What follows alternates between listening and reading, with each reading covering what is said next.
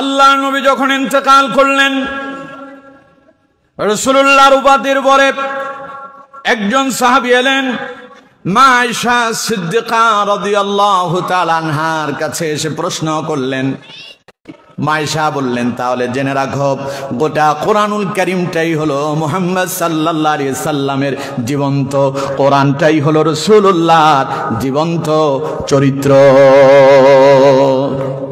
গোটা 30 পারাই হলো রাসূলুল্লাহর চরিত্র, জীবনী। সুবহানাল্লাহ পড়েন। আর সেই কোরআনুল কারীমের সূরা কাউসার হচ্ছে নবী করিম সাল্লাল্লাহু আলাইহি ওয়াসাল্লামের জীবনীর একটি গুরুত্বপূর্ণ অধ্যায়।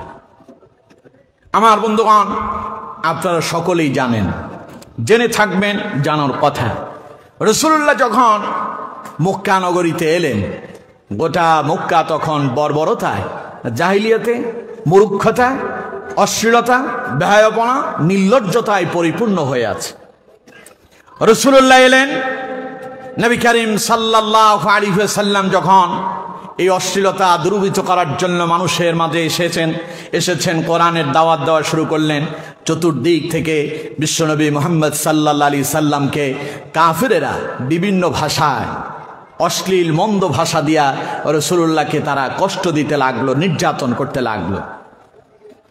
আপনারা সকলেই জানেন, নবী করিম সাল্লাল্লাহু আলাইহি ওয়াসাল্লাম পৃথিবীতে আগমনের পূর্বেই তার সবচাইতে কাছের মানুষ, আপন মানুষ রাসূলুল্লাহর পিতা আব্দুল্লাহ ইন্তেকাল করেছেন। একজন মানুষ ভূমিষ্ঠ হলে পরে সবচাইতে বেশি খুশি হন যিনি, তার নাম হলো বাবা। সন্তান দুনিয়ায় আসছে, বাপ শুনতে পেল তার একখান ছেলে হইছে। এই কথা শোনার পরে বাপ দৌড় দিয়ে বাজারে চলে যায়, মিষ্টি দোকান থেকে মিষ্টি কিনে এনে মানুষের মাঝে বিতরণ করে দেন। বিশ্বনবী মুহাম্মদ সাল্লাল্লাহু আলাইহি ওয়াসাল্লাম তিনি যখন এলেন, তার আপন মানুষটি তখন ছিল না। তাই বলে রাসূল করিম সাল্লাল্লাহু আলাইহি ওয়াসাল্লাম যে অবহেলিত ছিলেন এমনটাও নয়। সুবহানাল্লাহ কোন। আল্লাহ নবী বিশ্বনবী মুহাম্মদুর রাসূলুল্লাহ সাল্লাল্লাহু আলাইহি ওয়াসাল্লাম নবীজি এলেন দুনিয়ায় এতিম হয়ে, আব্বা ছিল না। জীবন রাসূলুল্লাহর সূচনাতে জন্মের পূর্বেই তার পিতা ইন্তেকাল করলেন। রাসূলুল্লাহর জন্য কেউ কাছ থেকে রাসূলুল্লাহরে সাহায্য করার জন্য খেলনা এনে দিবেন, বাবা আমার আব্বু ধরো এটা দিয়ে খেলা করো, এমন কোন মানুষ রাসূলুল্লাহর জন্য ছিল না। তাই বলে আল্লাহ তার রাসূলকে দূরে সরায়া দেন নাই। আবু তালেব রাসূলুল্লাহর চাচা একদিন রাসূলুল্লাহকে প্রশ্ন করলেন, মুহাম্মদ আমি তোমার কাছে একটা বিষয় জানতে চাই। তুমি দুনিয়া আসার পরে তোমার মা তোমাকে পূর্ণিমার চাঁদের রাত, চাঁদনি রাতে তোমার ঘর থেকে বাইরে রেখেছিলেন। আমি তখন লক্ষ্য করেছি, আমি দেখতে পেয়েছি তুমি তখন শিশু ছোট্ট। আমি দেখতে পেলাম তুমি যখন বিছানায় শুয়ে আছো, তুমি আকাশের দিকে তাকাও। তুমি যখন ডান দিকে তাকাও, আকাশের চাঁদটা ডান দিকে চলে যায়। তুমি যখন বাম দিকে তাকাও, আকাশের চাঁদটা বাম দিকে চলে যায়। মুহাম্মদ আমি তোমার কাছে জানতে চাই, আমি যে দৃশ্যটা দেখেছিলাম এটা কি দৃশ্য? রাসূলুল্লাহ বললেন, চাচা আমি যখন দুনিয়ায় এলাম, আমার আব্বা দুনিয়ায় ছিল না। তাই বলে আমার আল্লাহ আমাকে কখনো বাবার, এই যে বাবাকে আমি হারালাম, আমার বাবার অপূর্ণতা যেন না থেকে যায়, আল্লাহ রাব্বুল আলামিন তাই বলে সব সময় আমাকে তিনি নিজেই সাহায্য করলেন। আর আকাশের চাঁদটাকে আমার জন্য আল্লাহ খেলনা বানায়া দিলেন। আমার বন্ধুগণ, বিশ্বনবী দুনিয়া আসার পরেই কিছুদিন পর, কয়েক বছর পরে মাকেও হারালেন। লালন পালনের দায়িত্ব নিলেন দাদা আব্দুল মুত্তালিব। রাসূলুল্লাহর বয়স যখন 8 থেকে 10 বছর, তখন দাদা আব্দুল মুত্তালিব চলে গেল। তাই বলে রাসূলুল্লাহ একা হয়ে যাননি, রাসূলুল্লাহর লালন পালনের দায়িত্ব গ্রহণ করলেন চাচা আবু তালেব। বিশ্বনবী এইভাবে বেড়ে উঠতে লাগলেন। নবী করিম সাল্লাল্লাহু আলাইহি ওয়াসাল্লাম যখন ক্রমান্বয়ে বেড়ে উঠতে লাগলেন, একটা সময় এলো রাসূলুল্লাহর যৌবন এলো। নবীকে এখন বিবাহ শাদী করতে হবে। বিশ্ব নবীকে বিবাহ করলেন যিনি, রাসূলুল্লাহর কাছে বিবাহ বন্ধনে আবদ্ধ হলেন যিনি, পৃথিবীর সর্বশ্রেষ্ঠ রমণী, যার ব্যাপারে বিশ্ব নবী সব সময় তার জন্য দোয়া করতেন, রাসূলুল্লাহ চোখের পানি ছেড়ে দিয়ে কান্না করতেন, তিনি হলেন উম্মাহাতুল মুমিনিন হযরতে খাদিজাতুল কুবরা আত-তাহিরা রাদিয়াল্লাহু তাআলা আনহা। রাসূলুল্লাহর সঙ্গে বিবাহ বন্ধনে আবদ্ধ হলেন হযরতে খাদিজা। এরপরে হযরতে খাদিজা তিনি তার গর্ভে 6 জন সন্তান, রাসূলুল্লাহর 6টা সন্তান কনসেপ্ট করেছেন, গর্ভধারণ করেছেন। পড়েন সুবহানাল্লাহ। আমার বন্ধুগণ, এই যে সূরা আপনাদের সামনে তিলাওয়াত করলাম, সূরা কাউসার, এর পেছনে রাসূলুল্লাহর একটা ইতিহাস জড়িত আছে। আমার বন্ধুগণ, এই সূরার প্রেক্ষাপটটা আপনাদেরকে শোনাচ্ছি। নবী করিম সাল্লাল্লাহু আলাইহি ওয়াসাল্লাম বিবাহ বন্ধনে আবদ্ধ হলেন, রাসূলুল্লাহ বিয়ে করলেন হযরতে খাদিজাকে। প্রথম সন্তান খাদিজা কনসেপ্ট করলেন, রাসূলুল্লাহর পুত্র সন্তান, নাম হলো কাসেম। নাম কি? কাসেম। কাসেমকে নবী করিম সাল্লাল্লাহু আলাইহি ওয়াসাল্লাম হযরতে খাদিজা কনসেপ্ট করলেন, দুনিয়া আসলো কাসেম, যার উপনামে রাসূলুল্লাহকে ডাকা হতো আবুল কাসেম বলে, অর্থাৎ কাসেমের পিতা। কিছুদিন পরে কাসেম ইন্তেকাল করলো। নবী করিম সাল্লাল্লাহু আলাইহি ওয়াসাল্লাম ব্যথিত হলেন। রাসূল নবুয়ত পাওয়ার আগেই কাসেম দুনিয়ায় এসেছেন, এখনো রাসূলুল্লাহকে নবুয়ত আল্লাহ দেননি। একটা বিষয় মাথায় রাখবেন, অনেকে মনে করেন রাসূলুল্লাহ 40 বছর বয়সে নবী হয়েছেন, তার আগে নবী ছিলেন না। এই কথাটা ভুল। নবী করিম সাল্লাল্লাহু আলাইহি ওয়াসাল্লামকে যেই দিন আল্লাহ তৈরি করছেন সেই দিন থেকেই তিনি নবী। সুবহানাল্লাহ কোন। কিন্তু রিসালাতের দায়িত্ব আল্লাহ তার রাসূলকে, যখন নবীজির বয়স 40 বছর হইল, তখন আল্লাহ রাসূলুল্লাহকে নবুয়তটা বুঝায় দিলেন। সুবহানাল্লাহ পড়েন। তার আগে রাসূল নবী ছিলেন, এটা আল্লাহ জানতেন এবং এটাকে আল্লাহ গোপন রেখেছেন। দুনিয়ার মানুষ জানতো না, দুনিয়ার মানুষের কাছে আল্লাহ গোপন রেখেছেন। পরবর্তীতে রাসূলুল্লাহকে সকলের কাছে এক মহান ছড়িয়ে পড়ছে।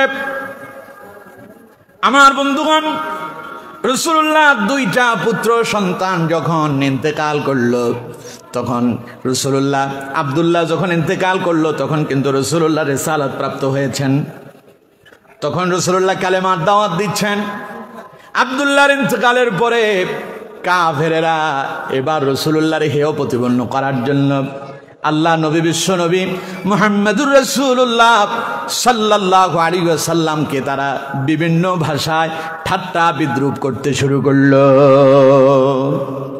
কি বলছে তারা? তারা মুহাম্মদ সাল্লাল্লাহু আলাইহি সাল্লামকে বলল নির্বংশ, নাউজুবিল্লাহ বলেন। ওরা রাসূলুল্লাহকে বলল আবতার, অর্থাৎ নির্বংশ। অর্থাৎ যেই ব্যক্তি পুত্র জন্মগ্রহণ করার পরে মরে যায়, তৎকালীন সময় আরবের লোকেরা তারা আবতার বলতো, নির্বংশ বলতো। রাসূলুল্লাহর সন্তান যখন আব্দুল্লাহ ইন্তেকাল করলো, তখন মক্কার কুরাইশের নেতা আস ইবনে ওয়াইল রাসূলুল্লাহর ব্যাপারে লোকদের কাছে বলতে লাগলো, ও তো নির্বংশ হয়ে গেছে, তার ব্যাপারে কথা বলে আর কোনো লাভ নাই, কিছুদিন পরে সে মরে যাবে, মরার পরে তার আলো নিভে যাবে। বলেন নাউজুবিল্লাহ। এই কথা শোনার পরে রাসূলুল্লাহর মন খারাপ হলো, বিশ্বনবী ব্যথিত হলেন। কারণ ইতিপূর্বে নবীজি বাবাকে হারালেন, মাকে হারালেন, দাদাকে হারালেন, চাচাকে হারালেন। রাসূলুল্লাহ খুব ব্যথিত অবস্থায় আছেন। এমত অবস্থায় যখন সন্তান চলে গেল, নবীজি তখনও ব্যথিত অবস্থায় আছেন, সন্তান হারালেন। আর আমার দেশে একখান কথা আছে যে কাটা গায়ে লবণের ছিটা দেওয়া হচ্ছে। একদিকে রাসূলুল্লাহ ব্যথিত, অন্যদিকে কাফেরেরা রাসূলুল্লাহকে খারাপ ভাষা বলে বলে বিশ্ব নবীকে কষ্ট দিতে লাগলো। ওই মুহূর্তে বিশ্ব নবী মুহাম্মদুর রাসূলুল্লাহ সাল্লাল্লাহু আলাইহি সাল্লাম মসজিদের ভেতরে তিনি অচেতন হয়ে রাসূলুল্লাহ মন খারাপ করে বসে আছেন। মুসলিম শরীফের বর্ণনা তাফসীর ইবনে কাসিরের ভেতরে এসেছে। হযরত আনাস রাদিয়াল্লাহু তাআলা আনহু বলছেন, নবীজি মসজিদে তিনি হেলান দিয়ে বসে আছেন, আমরা রাসূলুল্লাহর সামনে বসা ছিলাম। আমরা দেখতে পেলাম হঠাৎ করে রাসূলুল্লাহ যেন ঝিমিয়ে যাচ্ছেন, ঘুম আসতেছে, তন্দ্রা আসতেছে। এমন অবস্থা, অর্থাৎ রাসূলুল্লাহর মাথাটা নিচের দিকে নুয়ে যাচ্ছে, ঘুম ঘুম ভাব। হযরত আনাস বললেন একটু পরে রাসূলুল্লাহ মাথা উঠালেন, একটা মুস্কি হাসি দিলেন, মুস্কি হাসি দিয়া বিশ্ব নবী আমাদের দিকে তাকালেন। তাকানোর পরে আমরা প্রশ্ন করলাম, ইয়া রাসূলুল্লাহ সাল্লাল্লাহু আলাইহি সাল্লাম, হুজুর আপনি হঠাৎ করে হাসলেন কেন, এর কারণ কি? হযরত আনাস বললেন, নবী করিম সাল্লাল্লাহু আলাইহি ওয়াসাল্লাম বললেন, এই মুহূর্তে আল্লাহ রাব্বুল আলামিন আমার কাছে ওহী প্রেরণ করেছেন, কোরআনুল কারীমের একটা সূরা আল্লাহ রাব্বুল আলামিন জিবরাইলের মাধ্যমে আমার কাছে তিনি অবতীর্ণ করলেন। যেই সূরাটা শোনার পরে আমি নবী সন্তুষ্ট হয়ে গেলাম। রাসূলুল্লাহর যখনই মন খারাপ হতো রাসূলুল্লাহর সান্ত্বনা দিতেন কে? আরো জোরে বলেন। নবীকে কাফেরেরা গালি দিল পাগল বলে, মাজনুন। রাসূলুল্লাহরে তারা গালি দিল মুহাম্মদ মিথ্যাবাদী, নাউজুবিল্লাহ। কম ওরা বলল, وقال الكافرون هذا ساحر كذاب। কাফেররা বলল মুহাম্মদ একটা জাদুকর, মুহাম্মদ মিথ্যাবাদী। রাসূলুল্লাহর মন খারাপ হলো, ওরা রাসূলুল্লাহরে বলল মাজনুন। নবীজির মন খারাপ হলো। আল্লাহ রাব্বুল আলামিন যখনই বিশ্ব নবীর মন খারাপ হতো আল্লাহ রাব্বুল আলামিন তখনই রাসূলুল্লাহরে সান্ত্বনা দিতেন। সুবহানাল্লাহ। কাফেররা রাসূলুল্লাহর জাদুকর বলল, পাগল বলল, মিথ্যাবাদী বলল। তখন আল্লাহ পাক রাসূলুল্লাহরে সান্ত্বনা দিয়ে বললেন, মা আনতা বিনিআমাতি রাব্বিকা বিমাজনুন। পরে আল্লাহু আকবার। আল্লাহ বললেন, নবী মন খারাপ করবেন না। মা আনতা বিনিআমাতি রাব্বিকা বিমাজনুন। কে বলেছে আপনি পাগল? আল্লাহর রহমতে, আপনার রবের অনুগ্রহে আপনি পাগল নন, আপনি মাজনুন নন, আপনি আল্লাহর পক্ষ থেকে পবিত্র রাসূল। সুবহানাল্লাহ। রাসূলুল্লাহর মন খারাপ, আল্লাহ সান্ত্বনা দেয়, মা আনতা বিনিআমাতি রাব্বিকা বিমাজনুন। নবী মন খারাপ করবেন না, আমি আল্লাহর অনুগ্রহে আপনি পাগল নন। মা আনতা বিনিআমাতি রাব্বিকা বিমাজনুন। এরপরে আল্লাহ রাব্বুল আলামিন বললেন, আমার নবী শুনে রাখেন, যারা আপনারে পাগল বলল, যারা আপনারে মাজনুন বলেছে, মূলত আপনি পাগল নন, আপনি মাজনুন নন। যারা আপনারে পাগল বলল আল্লাহ রাব্বুল আলামিন বলছেন তারাই হলো প্রকৃতপক্ষে পাগল। যারা আপনারে পাগল বলছে তারা কি? পাগল। আসলে আপনি পাগল নন, আপনি আপনার রবের অনুগ্রহে, আপনি আল্লাহর অনুগ্রহে আপনি পাগল নন। ওয়া ইন্না লাকা লাআজরান গায়রা মামনুন। আসলে যারা আপনারে পাগল কয় একদিন প্রমাণ হবে তারাই পাগল। সুবহানাল্লাহ। তাহলে আপনি কি? এবার আল্লাহ পাক তার নবী সম্পর্কে বলছেন। আল্লাহ রাব্বুল আলামিন বলছেন, ওয়া ইন্নাকা লাআলা খুলুকিন আযীম। আপনি তো আল্লাহর অনুগ্রহে এক মহান চরিত্রের অধিকারী। সুবহানাল্লাহ বলেন। সুতরাং আমার বন্ধুগণ, রাসূলুল্লাহর যখনই মন খারাপ হতো সান্ত্বনা দিতেন কে? একটু আওয়াজ দিয়ে পড়েন না, কে? এখন রাসূলুল্লাহ মন খারাপ করে বসে আছেন, সবাই তারে গালমন্দ করতেছে, তারে বলতেছে আবতার, নির্বংশ, তার আর কেউ বাতি জ্বালাতে পারবে না, কিছুদিন পরে মুহাম্মদ মরে যাবে, মরার পরে এমনিতেই তার আলো নিভে যাবে। নাউজুবিল্লাহ পড়েন। আমার বন্ধুগণ, এই কথা শুনে রাসূলুল্লাহ মন খারাপ করলেন।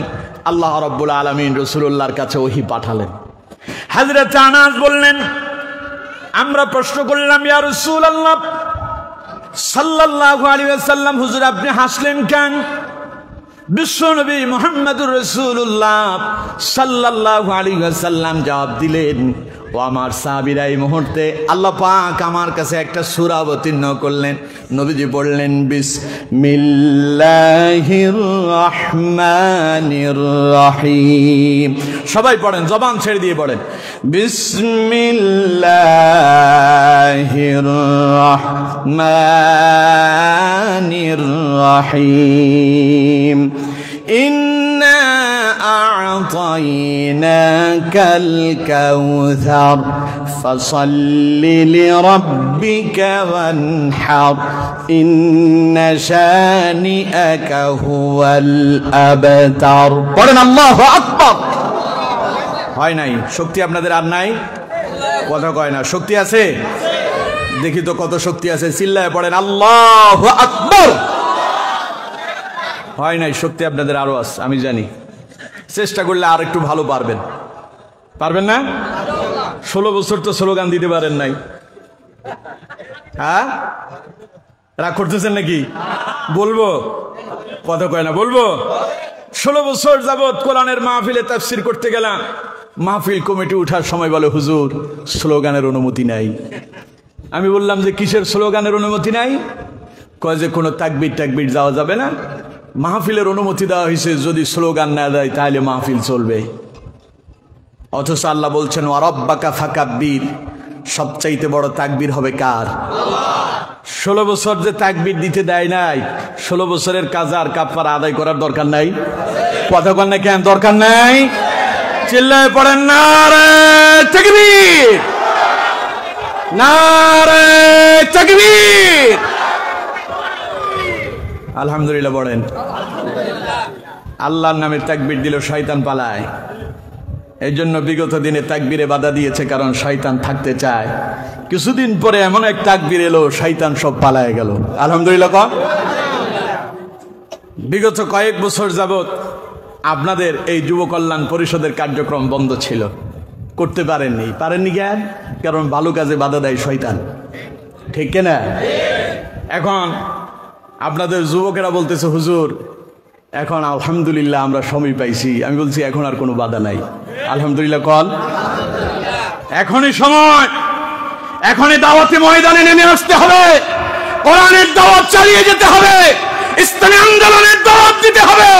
যদি এখন দিতে না পারেন, সময় আর আসবে না, আপনারা দাওয়াতি কাজ করতে পারবেন না, ঠিক কিনা? এখন কাঁধে কাঁধ মিলিয়ে, হাতে হাত মিলিয়ে কোরআনের দাওয়াত মানুষের দ্বারে দ্বারে পৌঁছায় দিতে হবে। পারবো তো ইনশাআল্লাহ? আল্লাহ তৌফিক দান করুন, পড়ুন আমিন। আমার বন্ধুগণ, নবী করিম সাল্লাল্লাহু আলাইহি ওয়াসাল্লাম বিসমিল্লাহ তিলাওয়াত করে পুরো সূরাটা সাহাবায়ে কেরামকে শোনালেন। সুবহানাল্লাহ কোন? আমার বন্ধুগণ, সাহাবায়ে কেরাম চিন্তায় পড়ে গেলেন। আল্লাহ বলছেন ইন্না আ'তাইনাকাল কাউসার, হে নবী নিশ্চয় আমি আল্লাহ কাউসার দিয়েছি। এখন আপনার দায়িত্ব হলো আপনি আপনার রবের প্রশংসায় নামাজ আদায় করুন আর তার নামে কোরবানি করে দেন। এরপরে আল্লাহ রাব্বুল আলামিন বললেন ইন্না শানিআকা হুয়াল আবতার, নিশ্চয় আপনার শত্রুরা যারা আপনার নির্বংশ বলছে ওরাই নির্বংশ, আপনি নির্বংশ নন। সুবহানাল্লাহ। আমার বন্ধুগণ, রাসূলুল্লাহ পুরো সূরা তিলাওয়াত করলেন। আরবের সব মানুষ কোরআনের ভাষা বুঝে কি বুঝে না? কথা বলেন না কেন? বুঝে কি বুঝে না? সবাই বুঝেন, অর্থ সবাই বুঝতে পারলেন। কিন্তু আল্লাহ যে বললেন ইন্না আ'তাইনাকাল কাউসার, নিশ্চয় নবী আমি আল্লাহ আপনাকে কাউসার দান করলাম। সেই কাউসারটা কি এটা সাহাবায়ে কেরাম জানেন না। নবীজি এবার সাহাবীদেরকে প্রশ্ন করলেন, আমার সাহাবীরা কাউসার কি তোমরা জানো নাকি?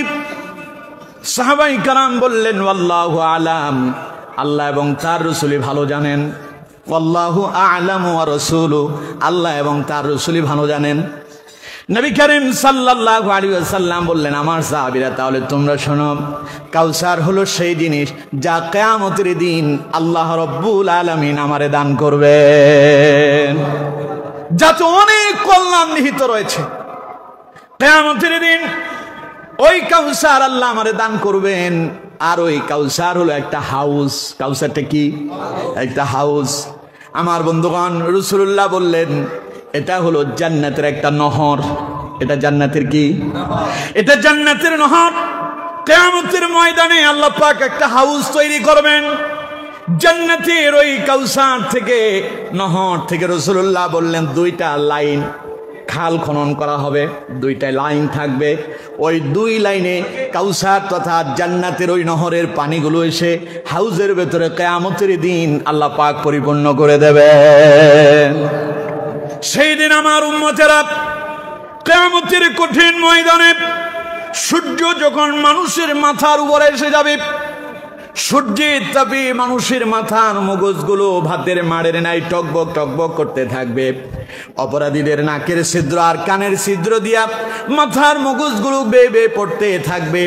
জমিনটা শুকিয়ে তামা হয়ে যাবে, লোকেরা পানির পিপাসায় পড়ে যাবে, পানির জন্য লোকেরা হাহাকার করতেই থাকবে। আল্লাহ নবী বললেন, সে কিয়ামতের দিন আমি আল্লাহ রাব্বুল আলামিনের অনুগ্রহে এই হাউজে কাউসার থেকে আমি আমার উম্মতদেরকে পানি পান করাবো। এত আস্তে বললেন সুবহানাল্লাহ। আপনারা অনেকে চিন্তা করতেছেন, পানি একটু এটা খাইলেই কি আর না খাইলেই কি, হ্যাঁ এরকম? আমার বন্ধুগণ, সাধারণত দুনিয়াতে একটু সামান্য একটু গরম পড়লে আমাদের গলা শুকিয়ে যায়, পানির জন্য মানুষ হাহাকার করে। বেশি দূরে যাওয়ার প্রয়োজন নেই। গত কিছুদিন আগে আমাদের ফেনীতে যে বন্যা হয়েছে, বন্যায় কোনো কোনো জায়গায় ঘরের দোতলা পর্যন্ত পানি উঠে গিয়েছে। পানি যখন এই পরিমাণ উঠল, লোকেরা খাওয়ার পানির জন্য হাহাকার করতেছে, কিন্তু তাদের সামনে পানি আছে, দোতলা পর্যন্ত পানি উঠছে, এই পানি খাইতে পারে না। কেন পারে না? কারণ এটা দূষিত পানি, খেলে অসুস্থ হওয়ার সম্ভাবনা বেশি। তাই লোকেরা যখন তাদেরকে উদ্ধার করার জন্য গেল, বিপদে মুসিবতে আটকা পড়া সেই মানুষগুলো বলল, বেশি কিছু চাই না, একটু পানি দাও, একটু পানি হলেই আমাদের গলাটা যে শুকিয়ে গেছে তা ভিজাতে পারি, একটু তৃষ্ণা নিবারণ করার জন্য পানির প্রয়োজন, বেশি বেশি একটু আমাদেরকে পানি দিয়ে সহযোগিতা করো, ঠিক না? পানির আমরা এক নাম বলি, পানির অপর নাম জীবন। পানির অপর নাম কি? আবার পানির অপর নাম মরণও। কিন্তু এই যে বন্যায় অসংখ্য মানুষ মরল, পানিতে পড়ে না? কথা বল না কেন? পানিতে ডুবে না? পানিতে ডুবে মরল। সুতরাং পানির অপর নাম যেমন জীবন, না পাইলে মরণ, আবার অতিরিক্ত হইলেও বিপদ। এখন কিয়ামতের ময়দানে অবস্থা এত ভয়ানক হবে, মানুষের সূর্যের তাপে, সূর্য চলে আসবে মাথা 1 থেকে 2 মাইল দূরত্বে থাকবে। রাসূলুল্লাহ বলেছেন, সূর্যের তাপে মানুষের শরীর থেকে ঘামগুলো বেয়ে বেয়ে টপ টপ করে পড়তে থাকবে। পানির জন্য মানুষ হাহাকার করবে, চিৎকার করতে থাকবে, যদি একটু পানি পেতাম তাহলে একটু তৃষ্ণা নিবারণ করতাম। আমার বন্ধুগণ, সেই দিন রাসূলুল্লাহর উম্মত যারা হবে, নবী করিম সাল্লাল্লাহু আলাইহি ওয়াসাল্লাম ওই কাউসার থেকে তাদেরকে পানি পান করাবেন। সুবহানাল্লাহ পড়েন। এবার আমার কথা বুঝতে পারছেন? কথা কয় না, বুঝতে পারছেন তো? বুঝতে এবার সুবহানাল্লাহ আসতে বলবেন না জোরে বলবেন? একটু জোরে পড়েন করবেন। ওই হাউজে কাউসারের প্রশস্ততা এত বিশাল হবে, 1 মাসের রাস্তার সমপরিমাণ হবে। হাউজে কাউসারের প্রশস্ততা এত বেশি হবে, এটার এই মাথা থেকে ওই মাথায় যাইতে 1 মাস সময় লাগবে। সুবহানাল্লাহ বলেন না? এখানেই শেষ নয়, নবীজি বললেন হাউজে কাউসারের পানিগুলো দুধের চাইতেও সাদা হবে, মধুর চাইতেও মিষ্টি হবে। আরো আছে, আল্লাহ নবী বললেন এই হাউজে কাউসারের পানিতে আল্লাহ পাক এত দারুণ সুগন্ধি দিয়েছেন, মিষ্টি আম্বরের চাইতেও অধিক সুগন্ধি হবে এই হাউজে কাউসারের পানিগুলো। এখানেই শেষ নয়, আল্লাহ নবী বললেন ওই হাউজে কাউসার থেকে পানি পান করার জন্য যে গ্লাস, যে পাত্র ব্যবহার করা হবে, রাসূলুল্লাহ বললেন পাত্র সংখ্যা হবে আসমানের তারকা রাজি যত, ওই পানি পান করার জন্য পাত্র হবে তত। আমার বন্ধুগণ, আসমানে যে তারা আছে, তারার সংখ্যা কত কেউ কি জানেন? একটু বলেন না, জানেন কেউ? কেউ জানেন না, গুনতে পারবেন না, গোনা সম্ভব নয়। আমার দেশের ছেলেবেলেরা এটারে নিয়ে একটা দাদা বানাইছে, কি জানো? কয় যে, আরে বলেন না আপনারা, ডালা ভরা সুপারি গুনতে পারলে ব্যাপারি। এখন গোনার সম্ভব তো না, সেটা হলো আসমানের তারা। সুবহানাল্লাহ কোন? রাসূলুল্লাহ বলেছেন ওই হাউজে কাউসার থেকে পানি পান করার জন্য যে পাত্র থাকবে, সেই পাত্রগুলো আকাশের তারকার চাইতেও বেশি হবে। সুবহানাল্লাহ। এরপরে রাসূলুল্লাহ বললেন আরো আছে, আল্লাহ নবী বললেন, সে হাউজে কাউসারের পানি যেই ব্যক্তি একবার পান করবে, কয়বার? একবার পান করার পরে আর কখনো সে পিপাসিত হবে না, তারা তৃষ্ণাই লাগবে না। একবার পান করলেই তার তৃষ্ণা যিনি নিবারণ করবেন তিনি কে? এবার রাসূলুল্লাহ বললেন, আমার উম্মতেরা কিয়ামতের দিন দৌড়ায় আসবে পানি পান করার জন্য, আমি আমার উম্মতদেরকে পানি পান করাবো। হঠাৎ করে মাঝখানে একটা পর্দা পড়ে যাবে, অথবা রাসূলুল্লাহ বললেন ফেরেশতারা আমার উম্মতদেরকে ধাক্কায় সরায় দিবে। তখন আমি বলবো, ইয়া রব্বি উম্মতি, হে আমার রব, এরা তো আমার উম্মত। তখন আসমান থেকে ঘোষণা আসবে, হে আমার নবী, আপনি জানেন না আপনার উপাতের পরে, আপনার ইন্তেকালের পরে এরা নতুন নতুন ইবাদত চালু করেছিল, বেদাত চালু করেছিল, সুতরাং এরা আপনার উম্মত হতে পারে। তবে আজকে তাদের জন্য আমি আল্লাহ পাক নতুন তারা বেদাত চালু করার কারণে এই হাউজে কাউসারের পানি পান করাটা আমি আল্লাহ তাদের জন্য হারাম করে দিলাম। বেদাত বুঝেন তো? কথা কয় না, বেদাত বুঝেন? রাসূল যা করেননি, নতুন করে যা শুরু করেছেন, সাহাবায়ে কেরাম করেননি, আপনি শুরু করেছেন। ইবাদতের নামে নতুন নতুন আবিষ্কার যেগুলো হয় এগুলোকে বলে বেদাত। যেমন এখন তো রবিউল আউয়াল মাস, এই মাসে চরম একটা বেদাত আমার দেশে চালু আছে। সেটা কি? নবী করিম সাল্লাল্লাহু আলাইহি ওয়াসাল্লামের জন্ম পালন। রাসূলুল্লাহ দুনিয়ায় এসেছেন, এতে আমরা খুশি না বেজার? কম না বেশি? অনেক বেশি। কারণ এই নবীর উম্মত হওয়ার জন্য নবীরা পর্যন্ত আল্লাহর কাছে দোয়া করেছিলেন। সুবহানাল্লাহ বললেন না? আমার বন্ধুগণ, সেই নবীর উম্মত আল্লাহ আমাদেরকে করছেন, এতে আমরা খুশি না বেজার? কিন্তু আমার বন্ধুগণ, সেই নবীকে পাওয়ার পরে, সেই নবীর অনুশাসন বাদ দিয়ে, রাসূলুল্লাহর তরিকা বাদ দিয়ে নতুন তরিকা তৈরি করে যদি রাসূলুল্লাহর মিলাদকে উদযাপন করতে যান, সেটা হবে বেদাত। আর ওই বেদাতের কারণে কিয়ামতের দিন আপনি হাউজে কাউসারের পানি থেকে, পান করা থেকে বঞ্চিত হয়ে যাবেন। এখন আমার দেশে চলে কি? ঈদে মিলাদুন নবীর নামে, এটা কথা সবসময় মনে রাখবেন, আমরা মিলাদুন নবীর বিপক্ষে নয়। কেউ যদি মিলাদুন নবীর বিপক্ষে যায় তার ঈমানই থাকবে না। রাসূলুল্লাহর জীবনের দুইটা অধ্যায়। রাসূলুল্লাহর জীবনের অধ্যায় কয়টা? সবাই বলেন কয়টা? মনে রাখতে হবে এগুলো। একটা হলো মিলাদ, আর একটা হলো সিরাত। মিলাদ মানে জন্ম, সিরাত মানে জীবনী। কথা বুঝতে পারছেন? মিলাদুন নবী মানে হচ্ছে অর্থ হচ্ছে রাসূলুল্লাহর জীবনী, আর সিরাতুন নবী অর্থ হচ্ছে মিলাদুন নবী অর্থ হচ্ছে রাসূলুল্লাহর জন্ম, আর সিরাতুন নবী অর্থ হচ্ছে রাসূলুল্লাহর জীবনী। এখন আপনি যদি বলেন আমি মিলাদুন নবী মানি না, তাইলে আপনি রাসূলুল্লাহর জন্মকে অস্বীকার করে ফেললেন।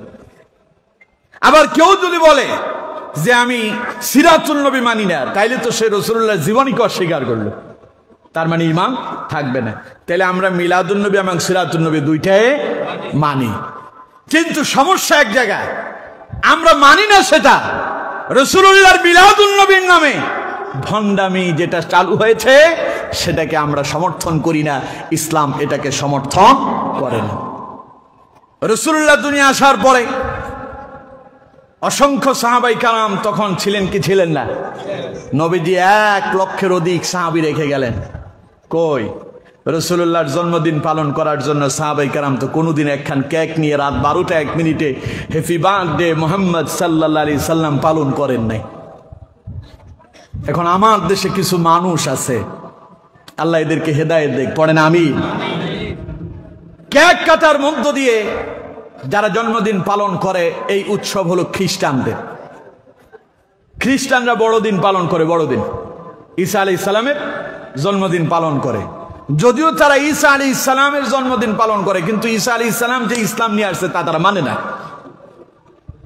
তারা কেক কাটার মধ্য দিয়ে ঈসা আলাইহিস সালামের জন্মদিন পালন করে। সেটা এখন আমাদের মুসলমানদের ভেতরে ঢুকছে। ওরা রাসূলুল্লাহর জন্মদিন পালন করে রাত 12টা 1 মিনিটে কেক কাটার মধ্য দিয়ে। আমরা এটার বিরোধিতা করি, কারণ আপনি যেটা করছেন এটা মুসলমানদের সংস্কৃতি নয়।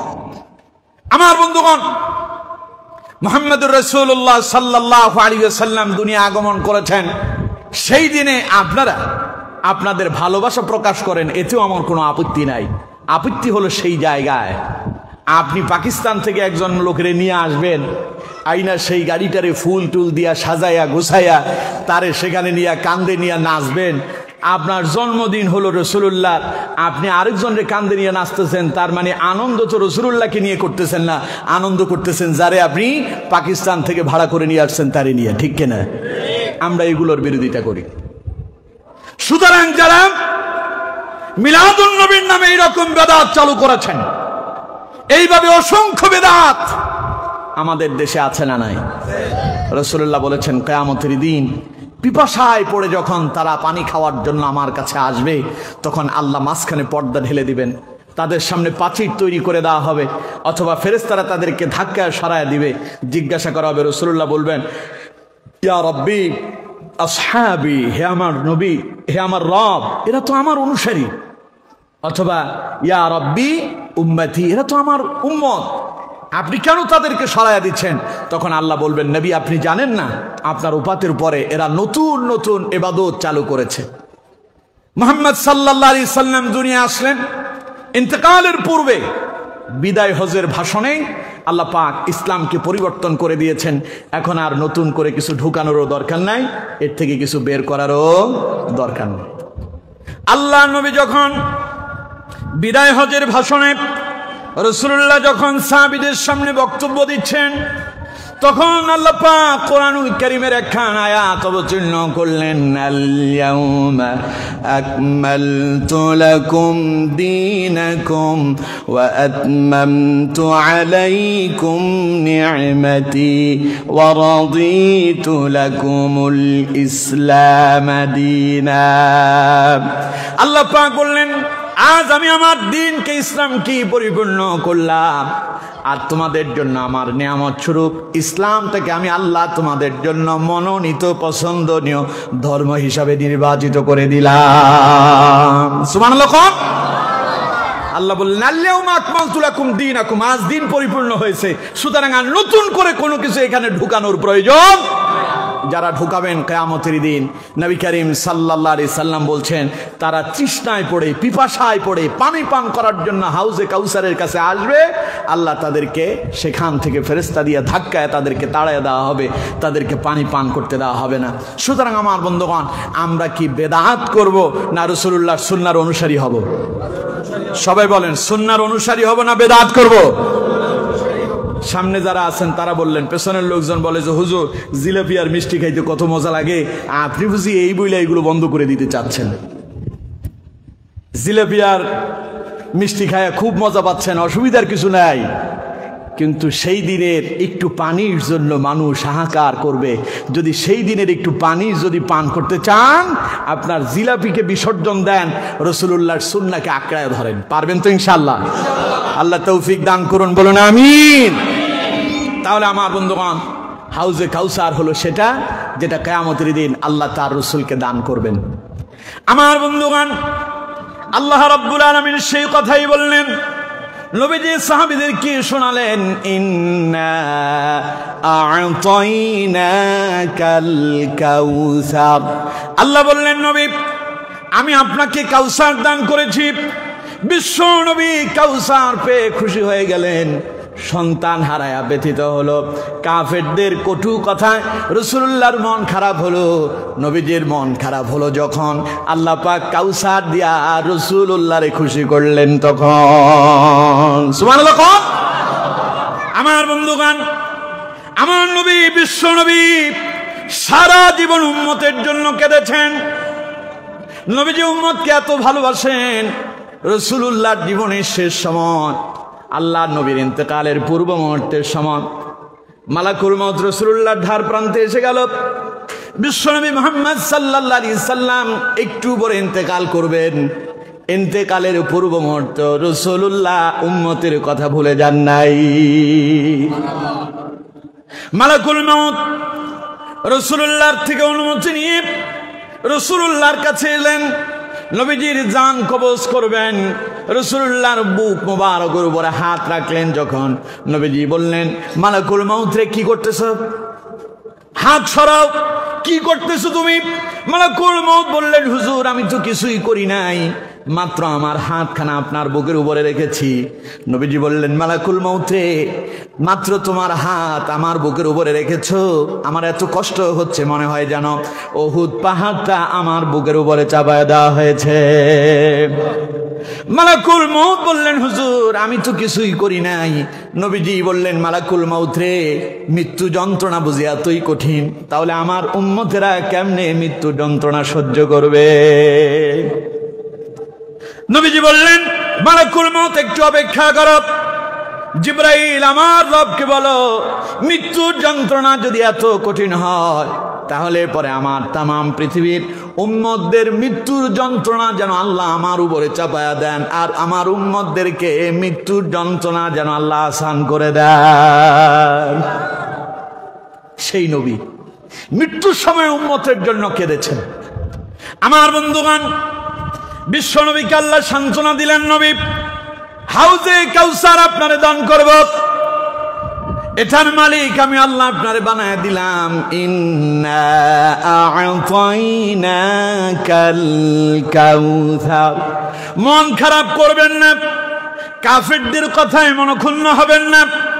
আমি আপনাকে এমন এক প্রাচুর্য দান করলাম, এমন এক কল্যাণ দান করলাম, যার কল্যাণ গুণে শেষ করা যাবে না। নবীজি খুশি হয়ে গেলেন, সুবহানাল্লাহ। কোন খুশিতে রাসূলুল্লাহ হেসে দিলেন। সাহাবায়ে কেরাম প্রশ্ন করলেন, হুজুর হাসলেন কেন? রাসূলুল্লাহ বললেন, আল্লাহ আমারে কাউসার দান করছে, তাই খুশিতে হাসতেছি। সুবহানাল্লাহ বলেন। আমার বন্ধুগণ, রাসূলুল্লাহ এবার কাউসার পায়া খুশি।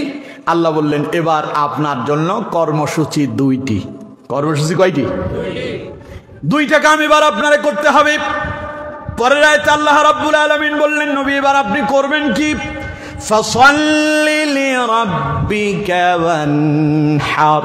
এখন আপনার দায়িত্ব হলো আপনি আপনার রবের জন্য নামাজ আদায় করবেন এবং রবের নামে আপনি কোরবানি চালাবেন। সুবহানাল্লাহ পড়েন। এই দুইটা কথা বলার পেছনে এটি কারণ অবশ্যই আছে। মুফাসসিরিনে কারাম লিখেছেন, নবী করিম সাল্লাল্লাহু আলাইহি ওয়াসাল্লামের উপরে যখন এই আয়াতগুলো অবতীর্ণ হচ্ছিল, তৎকালীন সময় কাফেরেরা পশু জবাই করত দেব দেবীর নামে। কাদের নামে? দেব দেবী, মূর্তির নামে তারা পশু জবাই দিত। এখনো আছে হিন্দু সম্প্রদায় এবং অন্যান্য সম্প্রদায়ের লোকেরা দেখবেন পাঠা বলি দেয়।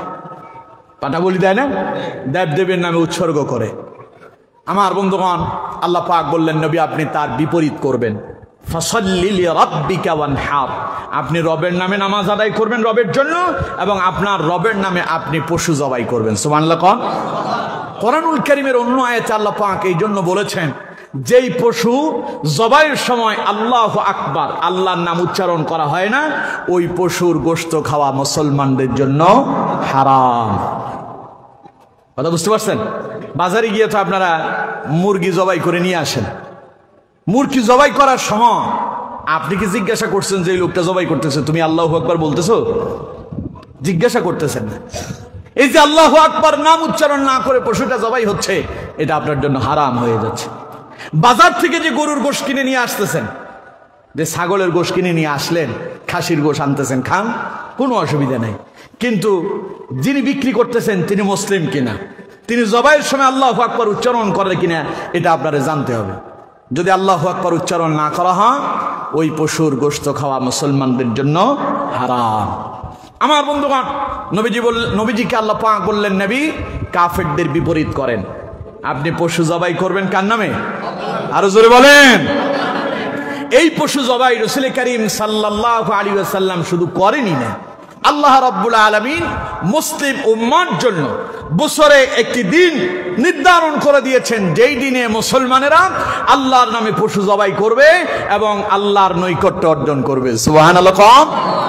যেটাকে আমরা বলি ঈদুল আযহা, কোরবানির ঈদ, আনন্দের ঈদ। যেই দিনের সবচাইতে শ্রেষ্ঠ ইবাদত হলো পশু জবাই করবেন আর আল্লাহর সন্তুষ্টি অর্জন করবেন। সুবহানাল্লাহ। আমার বন্ধুগণ, সেই পশু জবাই হবে কার নামে? আল্লাহর নামে। আল্লাহ দুইটা কথা বললেন, ফাসাল্লি লিরাব্বিকা ওয়ানহার। এক নাম্বার হলো আপনি নামাজ আদায় করবেন আপনার রবের জন্য। নামাজ বিশ্বনবী মুহাম্মদ সাল্লাল্লাহু আলাইহি সাল্লাম গোটা জীবন আদায় করেছেন।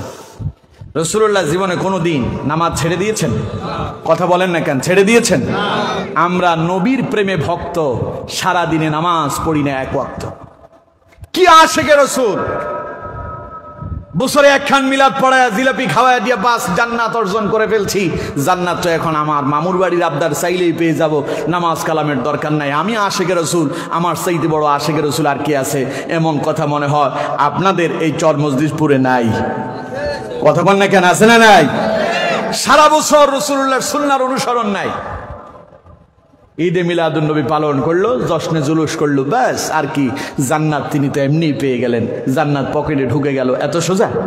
কথা বল না কেন, এত সোজা? শুধু আশিকে রাসূল দিয়ে যদি জান্নাত পাওয়া যেত, তাহলে রাসূলুল্লাহ সবচেয়ে বড় আশিক ছিলেন নবীজির আপন চাচা আবু তালেব। জান্নাত তো তার জন্য ওয়াজিবই হয়ে যেত, ঠিক কিনা? কথা বল না কেন, ঠিক কিনা? আপনি কি আবু তালেবের চাইতে রাসূলুল্লাহরে বেশি ভালোবাসেন মনে করছেন? মোটেও না। আমার বন্ধুগণ, আবু তালেব রাসূলুল্লাহরে কত ভালোবেসেছেন। বিশ্ব নবী যখন দাওয়াত দিচ্ছেন, ফায়া আইয়ুহান নাস কুলু লা ইলাহা ইল্লাল্লাহ তুফলিহুন, নবীজি মানুষদেরকে ডেকে বললেন, ফায়া আইয়ুহান নাস, হে মানব গোষ্ঠী, কুলু লা ইলাহা ইল্লাল্লাহ, তোমরা বলো আল্লাহ ছাড়া আর কোনো মাবুদ নাই, তুফলিহুন, তাহলে তোমাদের জীবন হবে সফল। চতুর্দিক থেকে কাফেররা রাসূলুল্লাহরে বাধা দিতে চাইলো, কিন্তু একজনের কারণে রাসূলুল্লাহরে দমাতে পারে না। তখনও কুরাইশের নেতা রাসূলুল্লাহর আপন চাচা আবু তালেব বেঁচে আছেন, তাই বলে কাফেররা রাসূলুল্লাহর শরীরের উপরে হাত উঠাতে পারে না। কাফেররা যখন দেখতে পেল কোনোভাবেই মুহাম্মদকে থামানো যাচ্ছে না, রাসূল দাওয়াতি কাজ চালাচ্ছেন, আর অন্যদিকে মানুষেরা অন্য ধর্ম ছেড়ে দিয়ে ইসলাম কবুল করতেছে, এই অবস্থা থেকে কাফেররা চিন্তা করলো কিভাবে এদেরকে দমানো যায়, মুহাম্মদকে কিভাবে থামানো যায়। কাফের নেতারা রাসূলুল্লাহর চাচার কাছে এলো, আবু তালেবের কাছে। আবু তালেবের কাছে এসে কাফেররা বলতে লাগলো, আবু তালেব, মুহাম্মদ তোমার ভাতিজা, আমরা জানি তুমি মুহাম্মদকে খুব ভালোবাসো, তোমার কারণে মুহাম্মদকে আমরা কিছুই বলতে পারি না। তোমার ভাতিজা মানুষদেরকে ধর্মান্তরিত করছে, ধর্মান্তরিত করতেছে, পূর্বে ধর্ম থেকে তাদেরকে বোঝায়া নতুন ধর্মের দিকে নিয়ে যাচ্ছে, আমাদের দেব দেবীর উপাসনালয়ে তাদেরকে যেতে বাধাগ্রস্ত করছে। সুতরাং এখনই যদি তোমার ভাতিজাকে থামাতে না পারো, তাহলে পরে সামনে বিপদ আসতেছে। আমি নেতারা বলতেছে, আমরা তোমার কাছে এই কথা জানাতে চাই, তুমি তোমার ভাতিজাকে জিজ্ঞাসা করো, তোমার ভাতিজা মুহাম্মদ কি চায়। তোমার ভাতিজা যদি রাষ্ট্রপ্রধান হতে চায়, সে যদি নেতা হতে চায়, সে যদি ক্ষমতা পেতে চায়, তারে আমরা ক্ষমতা দেব, সে যেন ক্ষমতা নিয়ে সে যেন চুপ হয়ে যায়। অথবা তুমি তোমার ভাতিজাকে বলো, সে যদি সুন্দরী রমণী চায়, মক্কার সব চাইতে সুন্দরী রমণী, তার জন্য আমরা তার সামনে এনে উপস্থিত করে দেব, যাকে খুশি সে তাকে ব্যবহার করবে। অথবা সে যদি অর্থ চায়, আমরা তার এত সম্পদ দেব, তার জীবনে আর কোনো অভাব হবে না, বসে বসে সারা জীবন চালাতে পারবে। আবু তালেব বললেন, ঠিক আছে, মুহাম্মদ তো এখন ঘরে নাই, মুহাম্মদ আসলে পরে তারে বলবনি। কাফেরেরা চলে গেল। মুহাম্মদ সাল্লাল্লাহু আলাইহি সাল্লাম যখন এলেন, আবু তালেব রাসূলুল্লাহকে ডেকে বললেন, ভাতিজা, আমি তোমারে খুব ভালোবাসি, তুমি কি জানো নাকি কাফেরেরা তোমার বিরুদ্ধে ষড়যন্ত্র করতেছে। আমি জানি তুমি যে দাওয়াতি কাজ করতেছো এটা খারাপ না, ভালো কাজ করতেছো, কিন্তু এখন তারা একটা প্রস্তাব রেখেছে, তুমি যদি চাও তারা তোমারে ক্ষমতা দেবে, রাষ্ট্রপ্রধান বানায়া দিবে, তুমি যদি চাও তাহলে পরে তোমার অর্থ দেবে, সম্পদ দেবে, আর তুমি যদি চাও তোমার সুন্দরী রমণী দিবে। এখন তুমি এগুলো গ্রহণ করো, আর তুমি যেই দায়িত্ব, তুমি যে দাওয়াতি কাজ করতেছো এটা বন্ধ করে দাও। মুহাম্মদ সাল্লাল্লাহু আলাইহি সাল্লাম বললেন, চাচা শোনেন, ওরা আমার সুন্দরী রমণী দিতে চেয়েছে, ওরা আমার সম্পদ দিতে চেয়েছে, ওরা আমার রাষ্ট্রপ্রধান বানাতে চেয়েছে।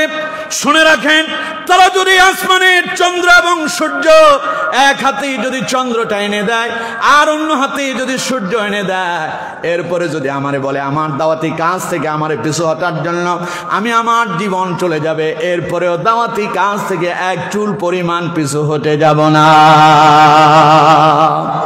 এর নাম ইসলাম। এর নাম কি?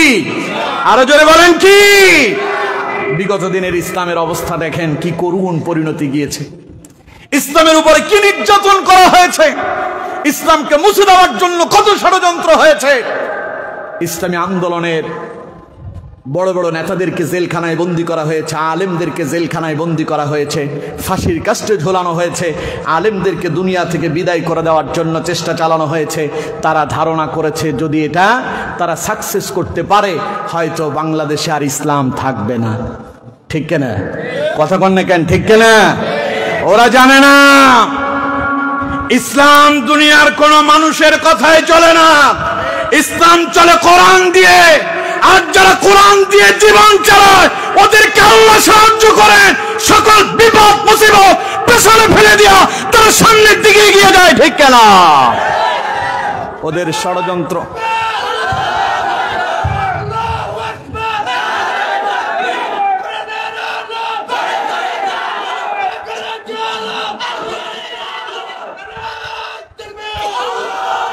ষড়যন্ত্র চক্রান্তকে আল্লাহ নস্যাৎ করে দিয়ে ইসলামকে আবার আগের জায়গায় ফিরিয়ে দিয়েছেন। পড়েন আলহামদুলিল্লাহ। সুতরাং মুহাম্মদ সাল্লাল্লাহু আলাইহি সাল্লামকে বিভিন্ন ভাবে তারা চেষ্টা করেছে দমিয়ে দেওয়ার জন্য, পারেনি। আজকে যারা ইসলামের কথা বলছে তাদেরকেও দমিয়ে দিতে পারবে না ইনশাআল্লাহ। পড়েন ইনশাআল্লাহ। আমি মাঝে মধ্যে একখান কথা কই আর কি বলবো। এখন ইদানিং আমার কথা শুনে যাদেরকে আগে বন্ধু মনে করতাম এদের কাছে মনে হয় যে শত্রু হয়ে যাচ্ছে, মানে আমার কাছে মনে হচ্ছে আর কি। গত কিছুদিন আগে এক জায়গায় একটা প্রোগ্রাম করলাম, আমাদের এই দাড়ি টুপি পাঞ্জাবিওয়ালা কিছু মানুষ অসন্তুষ্ট হইল আমার আলোচনা শুনে। অসন্তুষ্ট কেন হইল? আমি বললাম বিগত 55 বছর আপনারা স্বাধীনতার পর থেকে বিভিন্ন দলকে ক্ষমতায় আনলেন, যারাই ক্ষমতায় এলো শেষ বেলায় যাওয়ার সময় সব ফুটা করে দিয়ে গেল। আসলো যখন ক্ষমতায় উন্নয়ন উন্নয়ন উন্নয়ন, যাওয়ার পরে দেখা গেল সব শূন্য শূন্য আর শূন্য। ঠিক কিনা? রাষ্ট্রে আর কিছুই নাই। তো আমি বললাম বিগত 55 বছর আপনারা যাদেরকে ক্ষমতা দিয়েছেন তারা কেউ কোরআন দিয়ে রাষ্ট্র চালায়নি। এখন সুযোগ আসছে আগামী 5 বছর একটু কোরআন দিয়ে রাষ্ট্র পরিচালনা করে দেখেন না।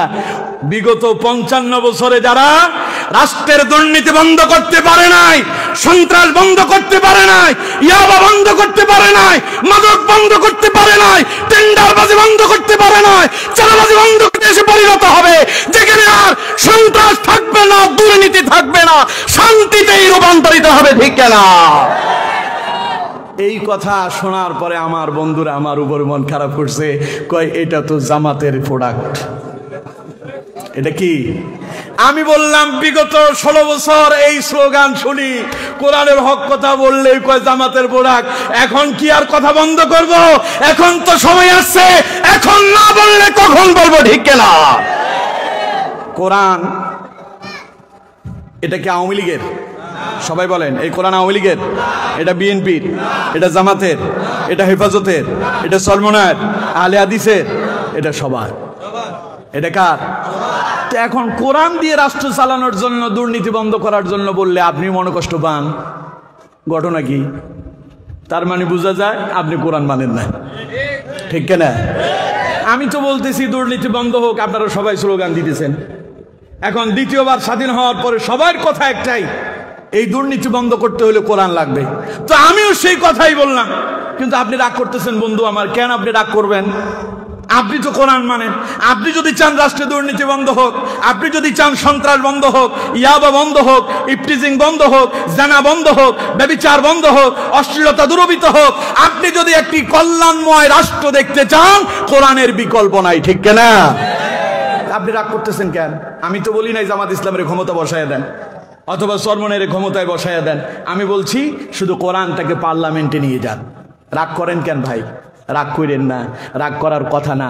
যারা কোরআনকে পার্লামেন্টে নিতে গরিমসি করে, যারা কোরআনকে পার্লামেন্টে নেওয়ার ব্যাপারে হীনমন্যতা দেখায়, বুঝতে হবে তারা কোরআন মানতে চায় না, ঠিক কিনা? আমার বন্ধুগণ, রাগ করেন নাই তো আমার কথা? এই জন্য এই কথাগুলো বলতে গেলে এখন চিন্তা করি, না জানি কার আবার মনে কষ্ট আসতেছে, আমার আপন মানুষরা না জানি আমার দূরে সরে যায় নাকি। আমি আশা করি আপনারা দূরে সরলে অসুবিধা নাই, আরেকবার চরমজলিসপুরে দাওয়াত পাওয়ার ইচ্ছেও আমার নাই। শুনে রাখো, যদি আমি তোমার উপর ঈমান আনয়ন করি নাই, আমি তোমাকে আমার সন্তানের চাইতেও বেশি ভালোবাসি। আমি আমার সন্তান আলীকে যতটুকু ভালোবাসি, তার চাইতে বেশি আমি মুহাম্মদ তোমাকে ভালোবাসি। তুমি তোমার দাওয়াতি কাজ চালিয়ে যাও, আমি তোমাকে বাধা দেব না। জেনে রাখো, আমি বেঁচে থাকতে কোনো কাফের মুশরিক তোমার শরীরের উপরে একটা চিমটিও কাটতে পারবে না। আমি তোমারে আমার জীবন দিয়ে পাহারা দিচ্ছি। ভালোবাসা কম না বেশি? কথা বল না কেন, কম না বেশি? কেউ আবু লাহাবের আবু তালেবের জীবদ্দশায় কেউ রাসূলুল্লাহর উপর হাত উঠাইতে পারে নাই। নবীজির ইন্তেকালের পরে নির্যাতন শুরু হয়েছে। তাইলে এই আবু তালেব রাসূলুল্লাহরে কম ভালোবাসছিল? একদিন সাহাবায়ে কেরাম রাসূলুল্লাহরে প্রশ্ন করলেন, হুজুর আপনার চাচা আপনারে এত ভালোবাসছে, এখন আপনার চাচারে কি আল্লাহ জান্নাত দেবে না? এটাও বুখারীর বর্ণনা এবং মুসলিমে এই হাদিসটা আছে, বুখারী এবং মুসলিমের বর্ণনা। নবী করিম সাল্লাল্লাহু আলাইহি সাল্লাম বললেন, আমার সাহাবীরা শোনো, আমার চাচা আমার জীবন দিয়ে ভালোবেসেছেন, আমার চাচা আমারে মহব্বত করেছেন, এই জন্য তিনি যে জাহান্নামে যাবেন না এমন নয়।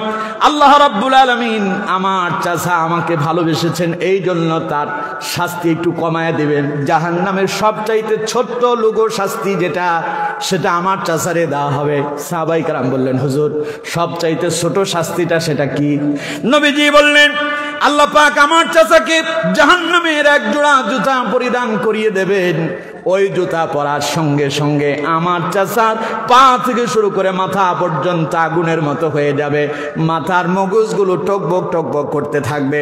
আমার চাচা মনে করবে, মনে হয় যেন জাহান্নামের সব চাইতে বড় শাস্তিটা আমার দেওয়া হচ্ছে। নবীজি বললেন, এই ছোট্ট শাস্তি আমার চাচারে দেওয়া হবে। এবার কোন তো দেখি, আবু লাহাব রাসূলুল্লাহরে, আবু তালেব রাসূলুল্লাহরে কম ভালোবেসেছে না বেশি? কিন্তু আশিকে রাসূল ছিল, ঈমান না থাকার কারণে আবু তালেব জাহান্নাম থেকে বাঁচতেই পারে নাই। সুতরাং আপনি কিয়ামত পর্যন্ত আশিকে রাসূল চিল্লায় চিল্লায় স্লোগান তুলেন, লাভ হবে না। যদি আপনার ভিতরে রাসূলুল্লাহর ইতাআত না থাকে, রাসূলুল্লাহর অনুসরণ যদি না করতে পারেন, নবীজি যা নিয়ে আসছেন তা যদি নিজের ভেতরে ধারণ করতে না পারেন, কিয়ামত পর্যন্ত আশিকে রাসূল স্লোগান দিবেন, স্লোগানের জায়গায় থেকে যাবে, আপনার জন্য জান্নাত পাওয়ার সম্ভাবনা কমে যাবে। ভুল বললাম মনে হয়?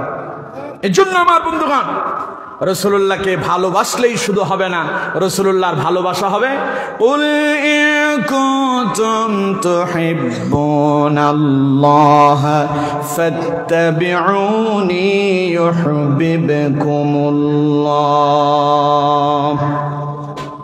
আল্লাহ বলছেন, যদি আল্লাহর ভালোবাসা পেতে চাও, নবী আপনি বলে দেন, কুল ইন কুনতুম তুহিব্বুনাল্লাহ। লোকেরা যদি আল্লাহর ভালোবাসা পেতে চায়, ফাত্তাবিউনি ইউহিব্বুকুমুল্লাহ, সেই জন্য আপনি রাসূলের অনুসরণ করে।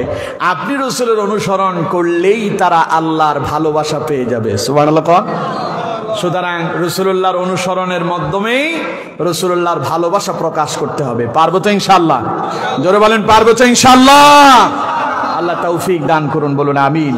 তো বলছিলাম, আল্লাহ তার নবীকে বললেন, ফাসাল্লি লিরাব্বিকা ওয়ানহার। নবী আপনি আপনার রবের জন্য নামাজ আদায় করেন এবং কোরবানি করেন। রাসূল কারীম সাল্লাল্লাহু আলাইহি ওয়াসাল্লাম জীবনে কোনোদিন নামাজ ছেড়ে দেন নাই, কিন্তু আমরা আশিকে রাসূল নামাজের কাছেই নাই। জুমার দিন 2 রাকাত পড়া লাভ সাপ দিয়া মুসল্লির ঘাড়ের উপর দিয়ে কেমনে যে পালায়া যাব, ওই চিন্তায় আমরা অস্থির থাকি। অথচ আমার নবী শুধু জুমার নামাজ পড়ছেন, বাকি ওয়াক্ত পড়েন নাই, এমন একখান ইতিহাস দেখাইতে পারবেন? কথা কন না কেন, পারবেন? তা আপনারা করতেছেন কি? এর জন্য আমার বন্ধুগণ, ফিরে আসতে হবে কোরআনের দিকে, রাসূলুল্লাহর আদর্শের দিকে ফিরে আসতে হবে। রাসূলুল্লাহ যেইভাবে জীবনে কোনোদিন নামাজ ছেড়ে দেন নাই, আমরাও নামাজ ছেড়ে দেব। পারবো তো ইনশাআল্লাহ? আল্লাহ তৌফিক দান করুন, বলুন আমিন। আমার সময় কিন্তু আরো 10 মিনিট আগেই শেষ হয়েছে। এখন শেষ কথা, শেষ আয়াত। আরো কথা অনেক ছিল কিন্তু সেটা আর বলা যাবে না, যেহেতু কর্তৃপক্ষ একটি সময় নির্ধারণ করে দিয়েছেন। আমার বন্ধুগণ, শেষ আয়াত আল্লাহ পাক বলছেন ইন্না শানিআকা হুয়াল আবতার। নবী, নিশ্চয়ই নিঃসন্দেহে যারা আপনাকে বলেছে আপনি নির্বংশ, আমি আল্লাহ বলছি আপনি নির্বংশ নন, বরং যারা আপনাকে নির্বংশ বলল তারাই নির্বংশ। সুবহানাল্লাহ কোন। আমার বন্ধুগণ, মক্কার কুরাইশের কাফেরেরা বলতে লাগলো মুহাম্মদের ছেলে যখন মরে গেছে, রাসূলুল্লাহর যখন পুত্র সন্তানগুলো ইন্তেকাল করলো, তখন তারা বলল কিছুদিন পরে মুহাম্মদ যখন মরে যাবে এই আলো নিভে যাবে। আল্লাহ পাক বলছেন এটা তোমার বাড়ির সেই চারগ্ন ফু দিলা নিভে গেল। এটা এমন এক বাতি, যেই বাতির যেই সুইচ আল্লাহর হাতে, এটা এমন এক আলো যেটা আল্লাহ নিয়ন্ত্রণ করেন। তামাম পৃথিবীতে এই আলো যিনি ছড়িয়ে দিয়েছেন তিনি কে? আরো জোরে বলেন তিনি কে? আমার বন্ধুগণ, আল্লাহ পাক বলছেন নবী, যারা আপনারা নির্বংশ বলল প্রকৃত পক্ষে তারাই নির্বংশ। যারা মনে করেছে আপনার ইন্তেকালের পরে আপনার আলো নিভে যাবে, ওরা জেনে রাখুক আপনার ইন্তেকালের পরে আপনার আলো নিভে যাবে না, বরং আরো উদ্ভাসিত হতে থাকবে।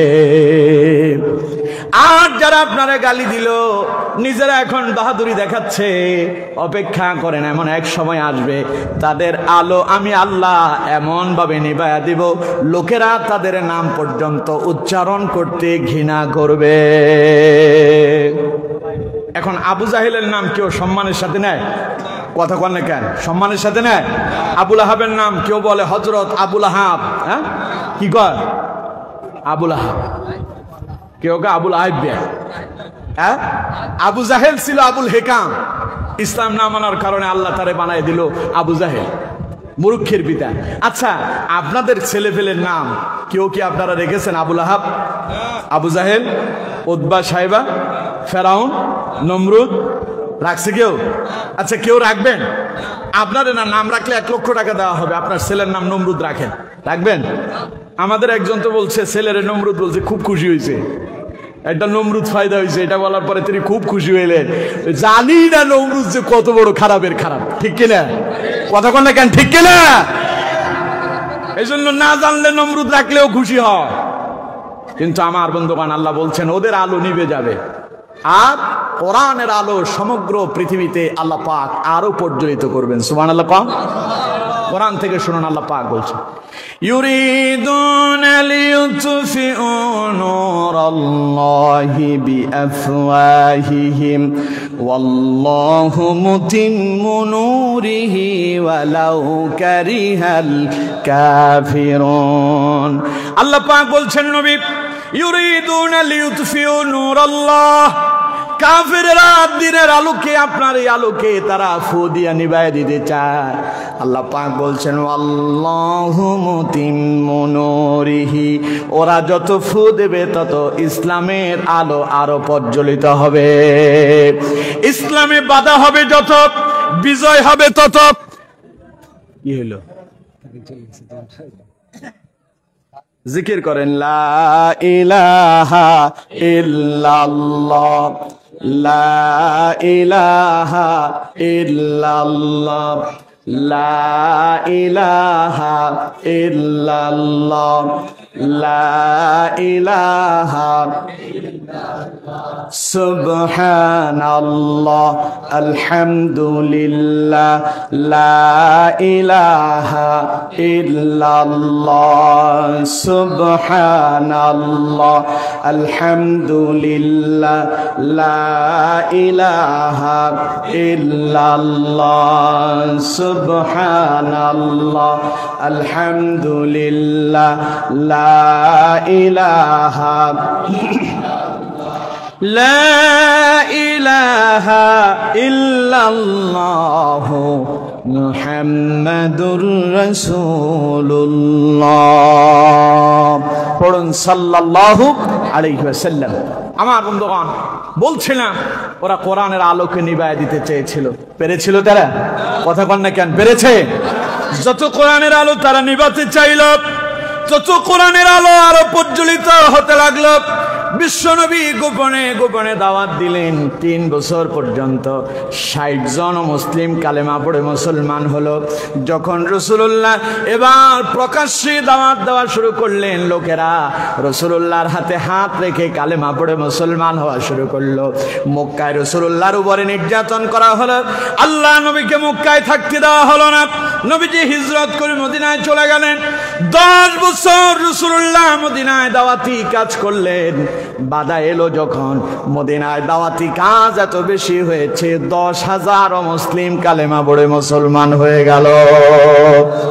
ফিরে এলেন 10 বছর পরে আবার রাসূলুল্লাহ মক্কায়। এমন এক দাওয়াতি কাজ রাসূলুল্লাহ করলেন, আল্লাহ রাব্বুল আলামিন বললেন, ইযা জাআ নাসরুল্লাহি ওয়াল ফাত ওয়া রাআইতান নাসা ইয়াদখুলুনা ফি দীনিল্লাহি আফওয়াজা ফাসাব্বিহ বিহামদি রাব্বিকা ওয়াস্তাগফির ইন্নাহু কানা তাওয়াবা। পড়েন আল্লাহু আকবার। আল্লাহ বলছেন, নবী, ইযা জাআ নাসরুল্লাহি ওয়াল ফাত, যখন আল্লাহর পক্ষ থেকে সাহায্য আসবে, যখন আপনি চূড়ান্ত বিজয় লাভ করবেন, তখন আপনি দেখতে পাবেন ওয়া রাআইতান নাসা ইয়াদখুলুনা ফি দীনিল্লাহি আফওয়াজা। আগে লোকেরা 1-2 জন করে গোপনে গোপনে কালেমা পড়ে মুসলমান হয়েছে। যখন আমি আল্লাহ আপনার বিজয় দান করব, আপনি দেখতে পাবেন লোকেরা দলে দলে ইসলামের ভেতরে আসবে আর তারা কালেমা পড়ে মুসলমান হয়ে যাবে। সুবহানাল্লাহ পড়েন। বাধা যত বেশি বিজয় তত, জোরে বলেন, বাধা যত বেশি বিজয় তত। বিগত 16 বছর ইসলামী আন্দোলনের লোকদেরকে কথা বলতে দেওয়া হয় নাই, আলেমদেরকে বাধা দেওয়া হয়েছে, কোরআনের কথা বলতে বাধা দেওয়া হয়েছে।